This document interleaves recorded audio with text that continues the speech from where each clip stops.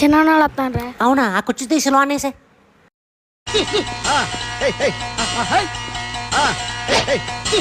రండి అయినా రండి రండి, అలా కూర్చోండి. కుర్చీలు కూడా లేవు, అలా కూర్చుని. రాత్రే తెలిసింది వదినా చచ్చిపోండానే. కాదు, ఎలా చచ్చిపోండా? బాగానే ఉన్నాడు మనిషి. 200 కేజీ చికెన్ తెమ్మన్నాడు. పోన్నా కష్టపడి మనిషే కదని తెచ్చి తొప్పెట్టుందో కేజీ బంగాళదుంపలో నాకరుకున్నా. మీకు తినడానికి ఇట్లా వండలేట నాయన. అమ్మో, మాకు ఇటు ఉండద్దండి. ఆనందం మనిషి మాత్రం గొప్ప మనిషిరా.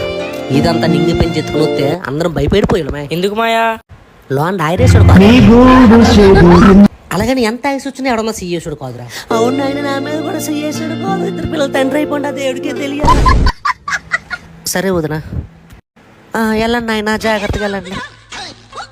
వాళ్ళ డబ్బులు ఇస్తారు. నీ దగ్గర డబ్బులు ఉన్నాయి మాయా? నా దగ్గర ఎక్కడ డబ్బులు? 200 క్వార్టర్ వేసుకున్నా.